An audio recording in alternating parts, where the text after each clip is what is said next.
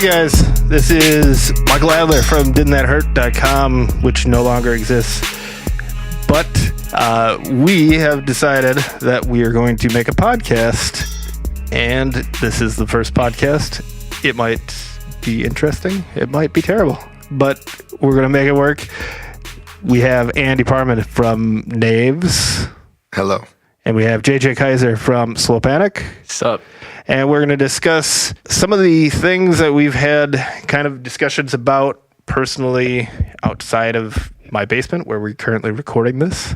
This all kind of started out from a conversation that Andy and I had maybe a couple months ago when we got lunch at a Mexican restaurant and we were talking about playing music again.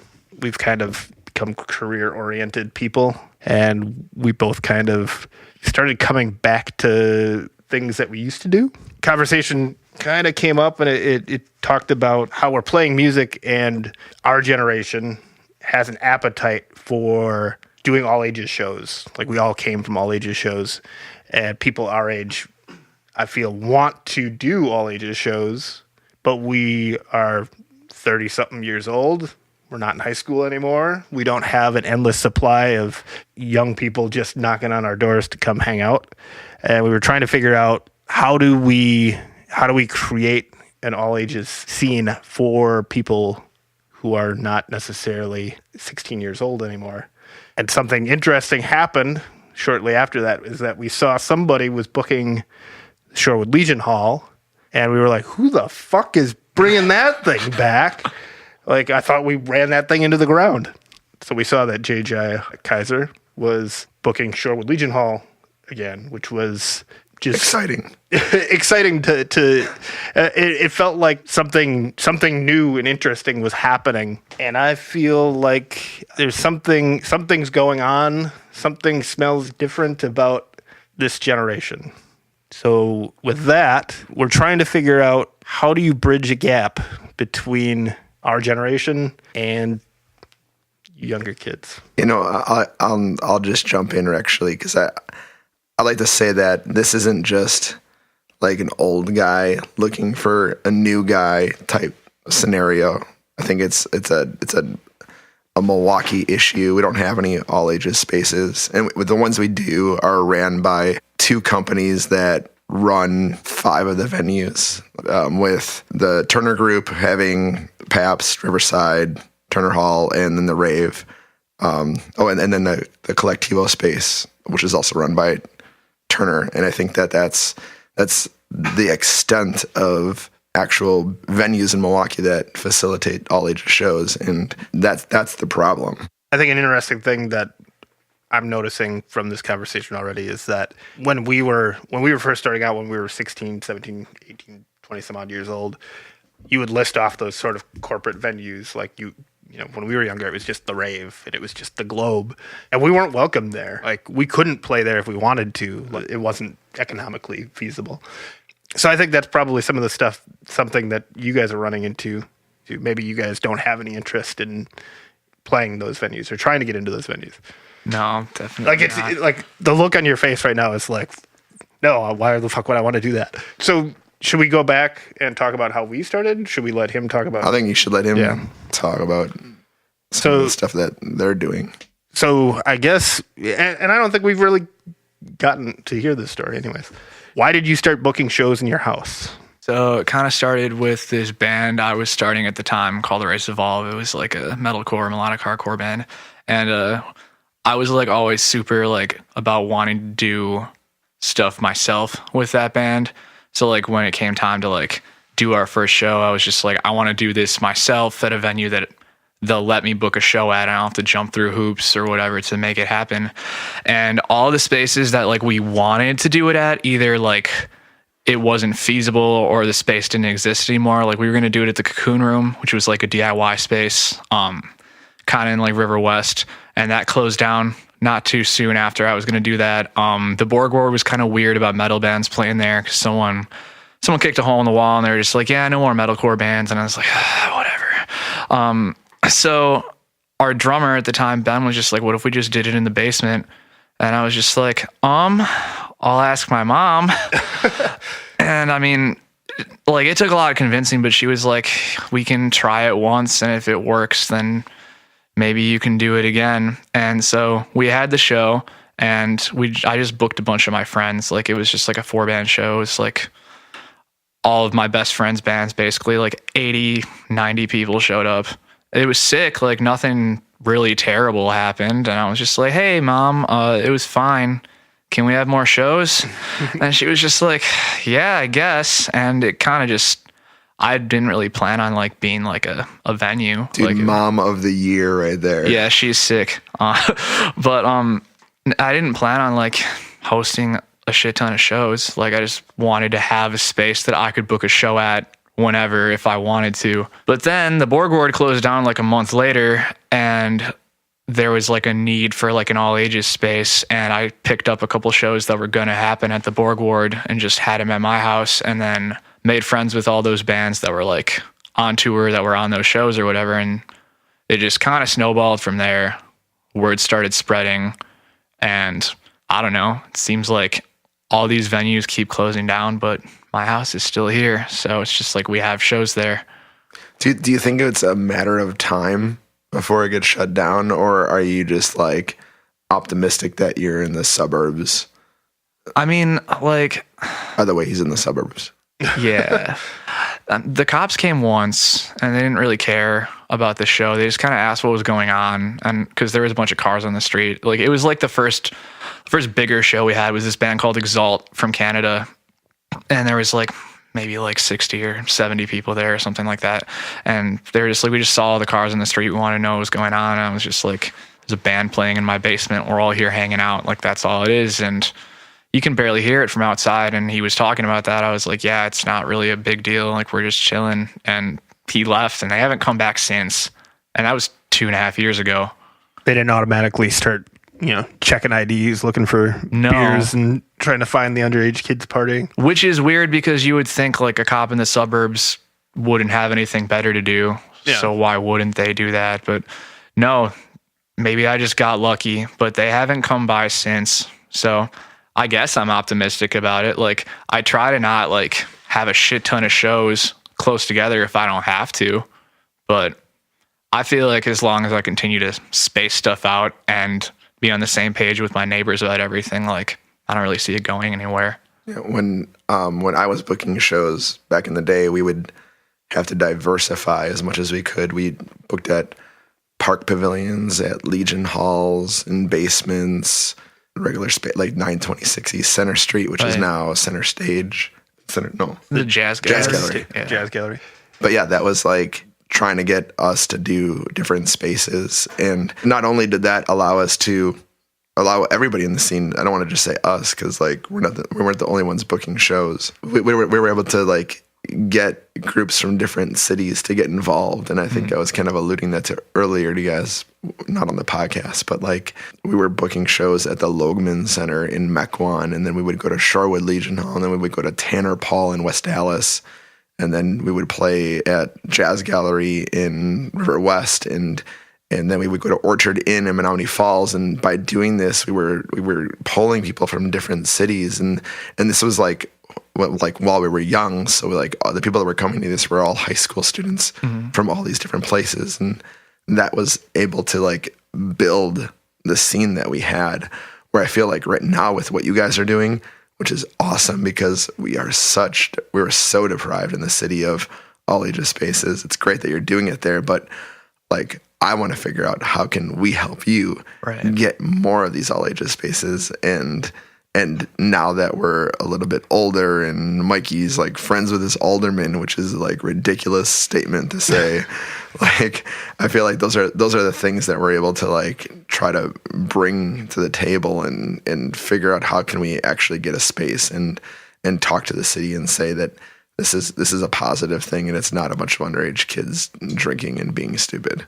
And I feel like from afar, it feels like maybe you guys are outgrowing your basement. Oh, at times, yeah. I would like to, honestly, because it's like I don't want to have to do that many shows there. Didn't that hurt came from when we first started doing shows? Every band had their own message board, and so you would have like 10 different places where everybody would be promoting their shows. It sounds like that's so long ago, back in the olden days. So we started Didn't That Hurt as like a centralized place where everybody could find all that information into one spot. And that helped because, like Andy was saying, we diversified where we did shows. So we didn't have, you couldn't rely on, if I go to a show at Mitchell Park Pavilion this week, that show might get shut down and then we have to go somewhere else. So like, how do you get that information out quickly to people that are interested in it? And we didn't have one solid place to find that sort of information. So I think some of the conversations that we've had with you guys has been, how do you get that information to people without having to rely on whatever normal venue of distribution information, Facebook, or what's a good way to find our people, get them our information? The Twitter. Yeah. Twitter is more useful than Facebook is at this point. Like, I feel like I get more people seeing show flyers from tweeting them and people retweeting them than from like posting it on a Facebook, because their algorithm is so fucked. It's just like nobody sees what you post, and it's like they limit the amount of people you can invite to your events and stuff too. It's like they don't want me to get the word out. Yeah, it's annoying. So some of the conversations that I've had with people since I've kind of started playing with the idea of relaunching Didn't That Hurt, or the concept of Didn't That Hurt, somebody asked me, why do we need it? There's like 10 other places where people promote shows. And I was like, well, I think we need it. It feels like that's the problem. It's not just like someone's putting it on Facebook. You put it on the event invite. You put it on your Facebook page. You put it on every band's page. You put it on all these groups. There's like 30 different Milwaukee hardcore groups. There's one true Milwaukee hardcore group, but there's a ton of different Milwaukee hardcore groups or DIY or whatever groups. And I think that your point though is that like back in the day we had like 10 message boards that we would source to like find information. Now we have all these message boards, and then not only that or all these groups, and not only that, we're being inundated with other messages from friends or other groups we're following, or family, or stupid cat memes. Yeah. I love cat memes. So the idea of trying to kickstart the idea or the feeling behind Didn't That Hurt comes from, as far as being a punk rock kid in Milwaukee, like Didn't That Hurt was ours. Like we didn't give a fuck about what Turner Hall did or what the rave was doing. It was ours. And we owned it. We did what we wanted on it. We dealt with people the way that we wanted to on it. Sometimes in good ways, sometimes in ways that I'm happy that it's gone, so that I don't have to face up to some of the stupid things that I've said in my life. Well, is that why you don't want to bring it back? No, that's the part that I'm leaving dead. I meant the message board, but yeah. The message board will stay dead. I'm quite happy leaving that right where it is. I'm older and more mature. I've grown up. I've attempted to grow up. But punk rock is its own thing. And punk rock it's about being young. It's about picking up and doing shit yourself when nobody else is going to do it for you.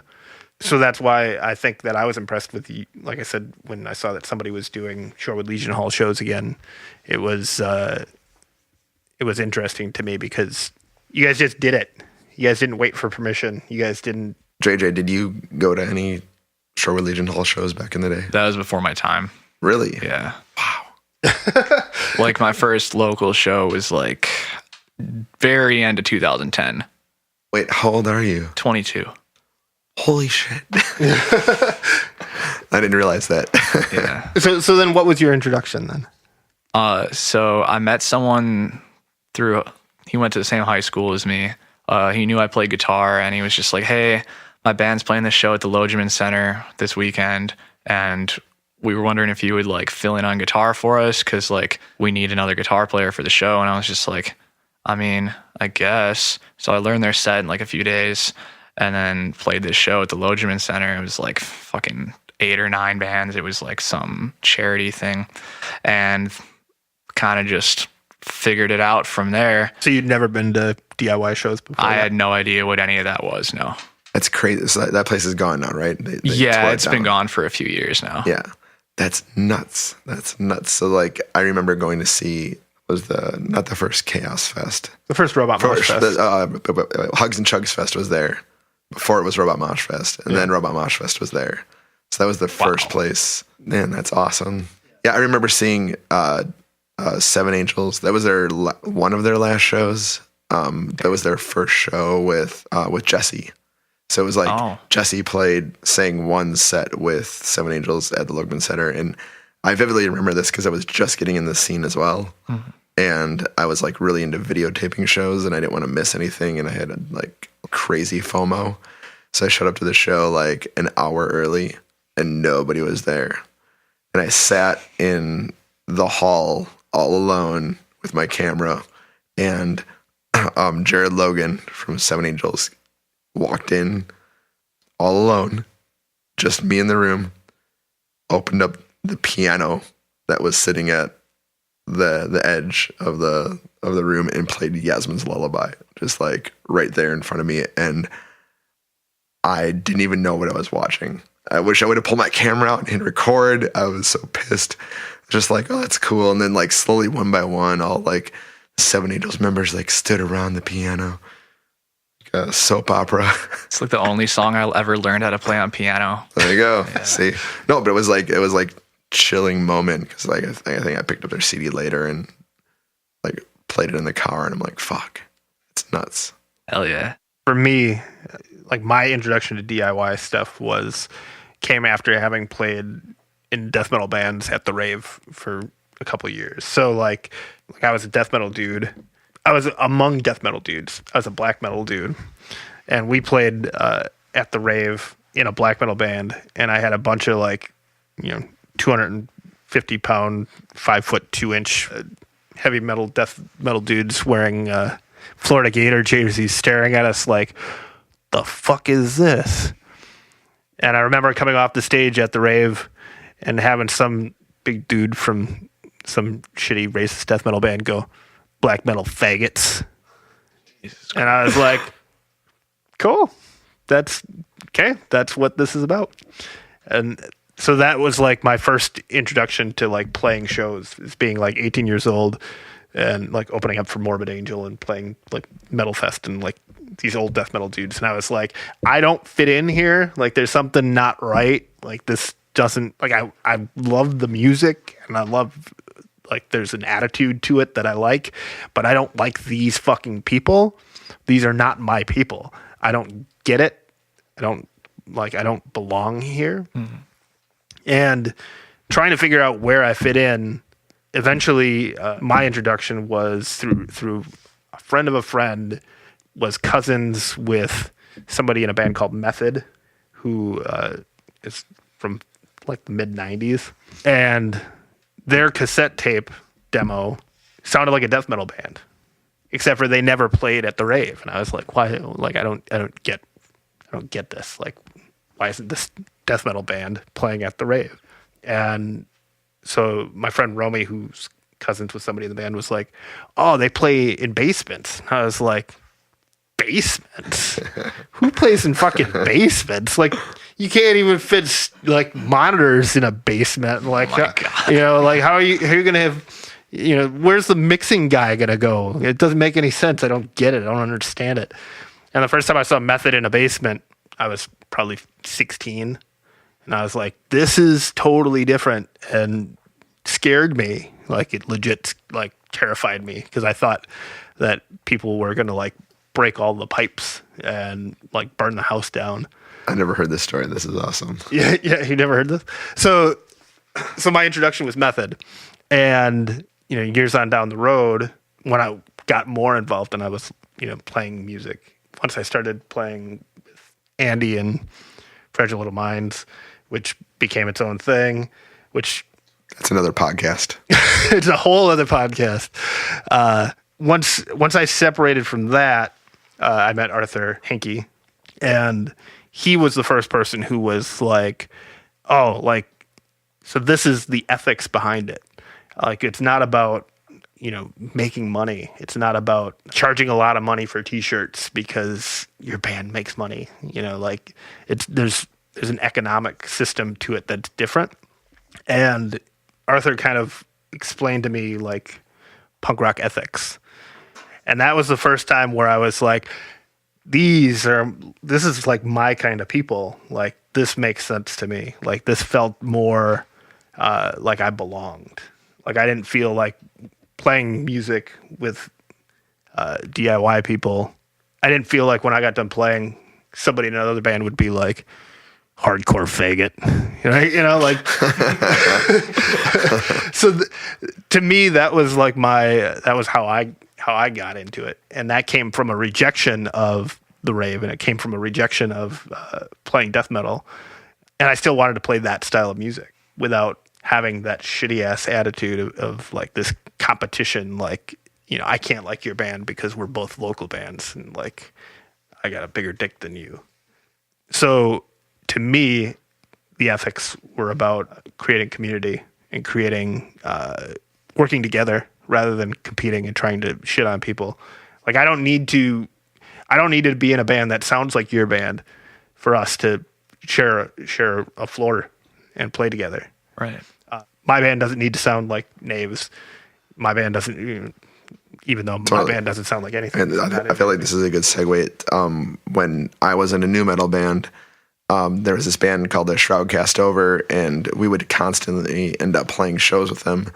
And when they would play, it was just such raw emotion, such intensity, and like they would just go insane during their shows. And they were a local hardcore band that like they loved like Shai Hulud, all those like very melodic hardcore bands of the time, and we fell in love with them, and we're like, wow, we want to like kind of align ourselves with these guys. And then we started going to their shows outside of our new metal shows that they were playing, and they were like the bridge band for us that got us, like, I think we went to see them on Mother's Day, and we're like, oh, Shroud Cast Over is playing at the Globe, let's go check them out. And there's this band, Seven Angels, Seven Plagues, and Dead to Fall, and Wings of Scarlet playing. Let's go, who cares? And it was like Wings of Scarlet's like second or third show, and I don't know, the show was amazing, and I was blown away. I'm like, what the fuck am I doing in this band? Like, I just wanted to change the way I did music after that, and those are the people that, like, nobody was competing, like Mikey said. Everyone was just like all inclusive and welcoming, and that was the kind of like crowd I wanted to be part of. So.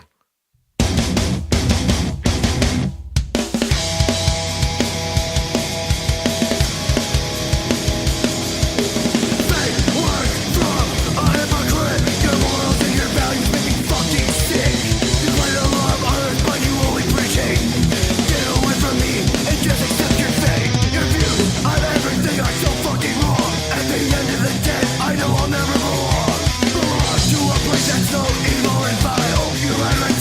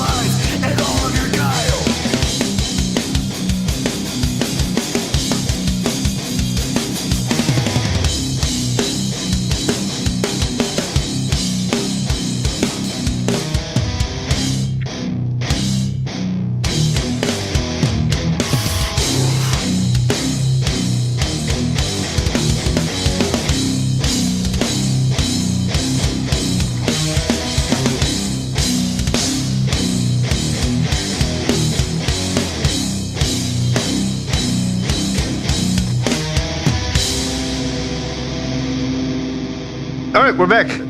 We have added Mitch from Slowpanic to the conversation. Is it on? It is on. Are you on? Hello. Are you on? Hello. So the conversation we were having off the podcast was about being literal punk rock kids and how there's this invisible barrier between all these different subgenres of DIY music in Milwaukee, and just thinking about the conversation we were having and being probably the only person who's played a metal fest and Sherwood Legion Hall and the Outhouse. To me, I think it's really important to note that there's not really any fucking difference. It's all the same shit. You can buy the... He's getting pissed. you can buy all the t-shirts points. on the same fucking websites. One of the things that we talked about when we started planning this free show at Sherwood Legion Hall was to try and get a wide array of bands. I don't feel like we were quite as successful as I wanted to be, but we're getting there. I think we were pretty much. I'm happy with it. Yeah. For sure. To me, I just wish we would have had like one real punk rock band. Lacking the punk. We tried. So hopefully the next... Come on, Assault and Battery. That's what the divide is that we're talking about. So, as we move forward in the future, working together, and I think that JJ has had mixed shows Yeah. prior to this. So I'm not trying to, discount anything that you guys have done prior to this. So how about we talk about this show at Sherwood Legion Hall? There was 6 of us in the original conversation. Me and Andy Parmann and Jamie Kerwin from the OG side. And JJ, Mike Sokolowski. Sokolowski, there you go. And Tom Hively, who's checking his text messages right now. The conversation was between 3 of us from each generation, and we were trying to find one band for each of us from each generation and trying to smush them together. We were all born in the 1900s. We were all born in the 1900s. So JJ, a couple years ago. Fuck off. 96. That's insane. It's insane. Dude, I missed the What were 90s. you guys doing in 96? in 96, I don't want to talk Moshing about the it. hate breed? This will... No, don't even worry about it. Let's keep with JJ. Yeah. It's a different podcast. That's a lot. That's a whole other podcast. Yeah. JJ, you should tell us about this Sherwood Legion show and who we got up, the cost, how people can get a free ticket by, sharing this podcast and Existing. etc. Yeah, because the show's not already free. So the first band that's playing is Scathed, and it's probably the only band that I don't know a whole lot about, so I might not be able to do them justice. They are awesome. But I do remember Luke's old band Ablation, and they were sick. And I think Scathed is sicker than Ablation is. It's the same kind of like grindy hardcore type stuff, and I think that's going to be cool. And then Slowpanic is playing, and that's cool. It's their second show ever, so that'll be fun. And then so there's this band called Lethal Contact, which is honestly like a super group of Indiana hardcore musicians in like one band. So it's like members of No Victory, members of Karma. Colin's in like 4 bands. Every band. Yeah, like every Indiana band. Yeah, so that's going to be sick. And they've never played Milwaukee before, and they've been trying to play Milwaukee for a really long time. So we all thought this would be a cool show for them to play. And I just want to interject. Originally, I didn't know half of the bands that were playing this, and I was like, this is going to be a lot of fun. I'm excited. And then when I heard they're from Indiana, I was like, well, what the hell? I thought it was just all maybe all Milwaukee love. But to hear that it's like friends that have been trying to break into the Milwaukee scene, and like when we first originally talked about this, I kept referencing an old show that I had been to, or I didn't even go to, that that I thought kind of helped kick start our generation of music, and it was just tons of bands from all over, not just Milwaukee. So it's awesome that they're a part of it. Well, I mean, it's not like they're like trying to break in and like didn't. All of them have played Milwaukee or been to Milwaukee shows. It was just more so like this particular band just hadn't played Milwaukee yet, and it's like it just never worked out. So it's cool that it's finally working out. Yeah. And then a band called Wits End is playing, which is sick. They're They're like a deathcore band. Some of my best friends, I grew up with like all of them, went to high school with most of them. Been playing music with those guys for like 5 years now. So I was super adamant on wanting to get that band because there's not a whole lot of like, I guess like metal-ish bands that still play hardcore shows as much as they do. So I thought they would be a pretty good, and I think they're one of the better bands in that entire group too. So I thought it would be super sick to have them play that show. And then your band is playing the show. Yeah. Which will be cool. Yeah. I think we're like everybody in Knaaves is looking forward to playing with, well, everyone, but like Wits End. I mean, when we were listening to those guys on our drive to Midwest Meltdown, and we're like, holy shit, we need to play a show with these guys. So And it's cool that we were able to make that happen. And then Lifes is playing. That was the one I was forgetting. Oh, yes, Lives. Yeah. Dave Rudnick, and I don't know who the drummer is, but two-piece like power violence band. That's like honestly one of the fucking loudest bands I've ever seen. I saw them when they played with Limp Wrist at nice. They're called the After Gallery, name of that place. Just some random. It's on the east side.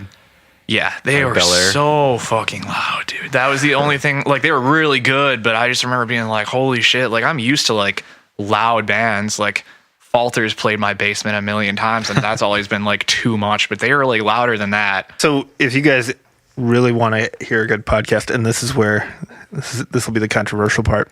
Me and Dave Rudnick have never had a conversation ever. And I'm pretty sure that he's hated Didn't That Hurt since like day one. So I think we're in different places now. I think we're both dads. Me and him are both dads. I actually think I saw him at the grocery store with his kid once while I was with my kid, and I was like, Dave Rudnick's got a kid. Maybe I should go say hi and like bury the hatchet and be like, yo, we got kids. We're much nicer now. Mikey just did a fist pump in the air. FYI. Go So when Dave Rudnick listens to this, he'll listen. I'm sure he'll listen. I bet you he listens. When Dave Rudnick hears this, he can add me on Facebook, and we can finally have our first ever conversation. Even though we've been going to shows, and anytime he's been like, you know, some people here in hardcore aren't going to be here in a couple years. I always felt like he was saying that to me. You were kind of an asshole. I was kind of an asshole. I admit. I've grown up a little bit. I'm trying to be a nicer guy. Everyone has that phase. It lasted a long time for me, so I'm working on it. So, Dave, when you hear this, we can be pals now. You can give him the keys to your place too. Jeez. We can have a play date with our kids. It'll be cool. So Dave, add me on Facebook. Covering some ground here. Yeah, this is Squashing the beef. This is what it's all about, man. TMZ stuff here. I get a little teary-eyed. Jesus Christ. I'm excited. I'm excited for his band to be involved. Because my initial reaction when it was suggested was, Dave doesn't like us. And I was like, wait, no, Dave probably doesn't like me. Well, and honestly, like, hardcore kids would love Lifes. Yeah. They just don't know that Lifes exists. Well, and that's another thing too with like Dave. I think that early on, 7 Days of Samsara and Since My Man and Seven Angels, Race Trader, like that, like Kill a Slave Master, those all bands played together, and it was just one family, one group of like one community. But then that slowly divided and turned into different things. And then when I got involved, I looked at these old flyers and I saw these bands, and it was like two different groups of people that I really liked, and music I really appreciated, and I love the DIY aspect that Dave's flyer designs have always just been like hands down amazing to me. And if he is listening to this, you gotta make a flyer design for the show. I appreciate it. No, but Dave's gonna be listening to this, taking his kid to daycare, just like I would listen to it. No, but I think back in the day, I really wanted to see 7 Days of Samsara play a show that I booked. I was like really excited about that idea, and then The End had played a show with, I don't know if it was 7 Days or a different band that Dave was in, but they played a show together at one point, probably in Canada somewhere, and they came through with Premonitions of War, and I asked Wings of Scarlet to play, and I asked 7 Days of Samsara to play, and they both agreed to do it. And it was, to me, that was like one of my favorite shows that I ever booked, because I got this like amazing mixed genre show that just packed the house, and I think that when you're able to bring two different like divided communities together and put them under one roof and get them all amped about the one thing that they have in common, which is music. That's awesome. And I don't think there's any beef with anybody in any of these bands playing this show, but I feel like you guys are a lot nicer generation than our generation. Well, there's still the divide. There's still the divide. Yeah, there is a divide. But what I'm hoping is that some kid walks into this show that lives in Sherwood and had gotten a flyer, and this is his first Sherwood Legion show, and he looks back, or she looks back and says, I remember that time I saw all those bands at Sherwood Legion Hall, because I feel like that's how most of us talk. Well, I think that our method of finding new people to come to shows was you go to the rave when fucking Offspring's playing, and you hand out show flyers for something that looks cool. I remember handing out flyers at the rave. Yeah. And demos. That was huge too. Like, as you're handing out flyers, like, I got bored of just handing out flyers, so I started like, looking back now, it's probably not the smartest idea, but I was just yelling like God loves you as I'm handing out flyers, and people are tearing them up in front of me. I'm like, well, no, it's a show. I was joking. But now I don't think, it's been a long time since I've understood 16-year-olds, but I don't think that 16-year-olds are going to the rave anymore. It doesn't seem like that's a thing anymore. I mean, there's still like the metalcore shows, Yeah. with the bigger packages and like rappers and stuff. Yeah. Which is like really popular right now, like the SoundCloud rap. Yeah. And like that. It's actually really funny that you bring that up, because there was a group of high schoolers that showed up to a show I did like a week and a half ago. They were at like a pop punk show. This band called Hot Mulligan was playing, and their drummer is in another band called Kayak Jones that was playing a show at my house like a week and a half later. And I guess they were talking to him, and they're like, yeah, you guys should like check out this show. It's like at a house. And they actually like followed through and came to the show. 16-year-olds will do that shit. It was sick. It's amazing like how quickly you forget like how innocent and fun shit was. Because when I was 16, I would have done shit like that. Now, like, it just got me excited, because it's just like those kids go to my high school, and it's just like they have friends, and I'm sure that they don't have anything better to fucking do. You live in Franklin. It's like, what is there to fucking do in Franklin? Nothing. But like, it makes me excited, because if like those people bring their friends to shows, it's like that's a new group of people. Totally. You know? Well, and I think I mentioned this at the last show I went to Tom, that when I used to book shows, like anybody that came in the door, like I'd be like, hey, if I didn't recognize them, how'd you hear about the show? Because if they told me, then I would know, like, okay, I need a flyer there. Or if they told me, like, if they told me that they saw it at XYZ show, then I would be like, all right, well, then I need to go to more of those type of shows. Or if they said, I got it from the opening band, I would know, okay, that's a good opener.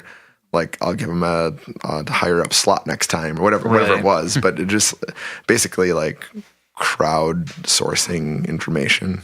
that's literally what Andy does for a living now. Yeah. It's exactly the same thing. It's funny because like our Amora Savant, when we were a band, our number one song was a song that was like very anti-media and advertising, and I got into advertising, so it's kind of funny. And I'm doing software work, so it's like everything that we have accomplished in our lives career-wise is basically just translated from what we did running Didn't That Hurt. Yeah, it's very true. Like, I'm the software guy, you're the marketing guy. That's always been the way it's been. And now we just bought houses with our the same shit. with our divorce money. I'm happily married. That's different podcast. Sorry, Andy. So we're talking about Shorewood Legion Hall and this show and people who their first shows. Let's talk about you already talked about your first show, right? Let's talk about Mitch's first show. Bring Mitch in.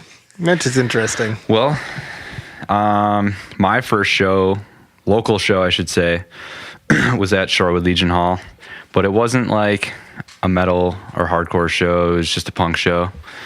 And at that time I was super into like, I don't know, post-hardcore, metalcore and all that. And I just remember the whole time I was there, my brother's band was playing and there was all these people around me that like kind of looked like the bands that I liked. So I had this like Warped Tour DVD that I was super into that had like Poison the Well and Avenged Sevenfold and Atreyu or not Atreyu, like Thrice and the Ataris. That's what I'm thinking of. And those bands are all like super ingrained, I guess, more so into like the metal side of things rather than the punk side of things. We hated all those fans back then too. I loved it, but I just remember at that point becoming so closed-minded towards, I guess, like the metalcore side. And I know like back then, a lot of the metalcore shows were pretty prominent, like at the Shorewood Legion Hall. Like that was probably like 2004 or 5. And at that point, I created some sort of divide, which is kind of correlates to what we've been talking about. Because for the longest time, I was almost afraid to say that I liked metalcore music still. You know, I was always like, I only like punk music. Like, if something has a breakdown, I'm not into it, you know? So it's just interesting to say that like at some point I got into it because I opened up my mind rather. But I don't know. I guess like with this show that's coming up, to have like such a mixture of bands, that it's important, but you want to also bring out, tons of different types of people. I really, really wanted Assault and Battery. Yeah. I begged those guys. So that's So the next time we do this, and I think that the discussion is that this will be a semi-regular thing. Maybe not free. Maybe not free, because Yeah. It's expensive on Saturdays. but I'm looking at these the Assault and Battery guys, and I really want them to play it because I think one of the goals that I want is not only to cross the age barrier, but to cross the genre barrier, because 16-year-old metalcore kids will love Assault and Battery. 32-year-old punk rock dudes should find some value in younger bands and understand it and see themselves in it, because the conversations that we're having, when I watch you guys have conversations among yourselves about this stuff, it's the same conversations that we've had.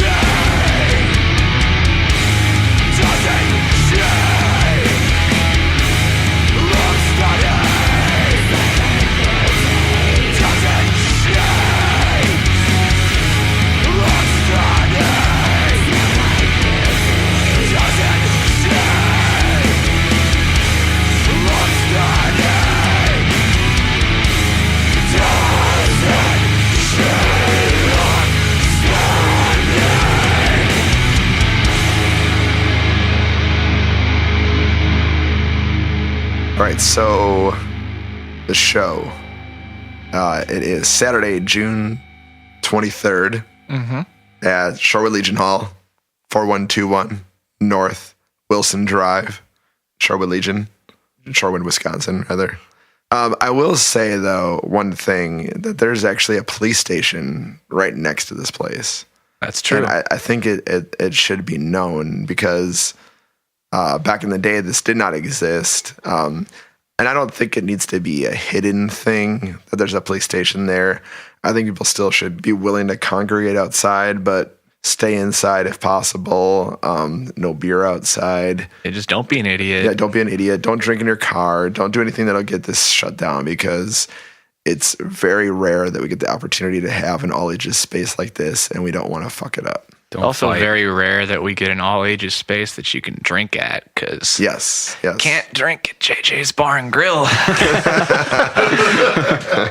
So a friend of mine who I don't believe knew about shows at your house went to a show at your house and Really? updated her Facebook while at the show. And she said, some 22-year-old dude just said in between songs that this song was about how he feels old.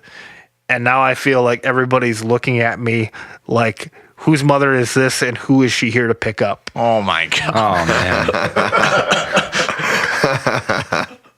That's So, awesome. so I Call her out. Janine.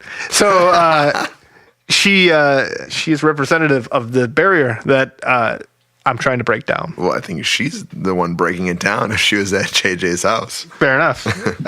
Yeah, what show is that? Do you know? Hard to say. I don't remember. But that's the goal. The goal is to make OGs feel welcome, Right. and interested in what you guys are doing, and also making sure that people of your generation are aware that our generation exists, so that we don't feel like we're just dying off dinosaurs. Sometimes I feel like a dying off dinosaur. Okay, just leave me hanging. Way to go. I couldn't have ended it better. I'm not a dying off dinosaur, goddammit.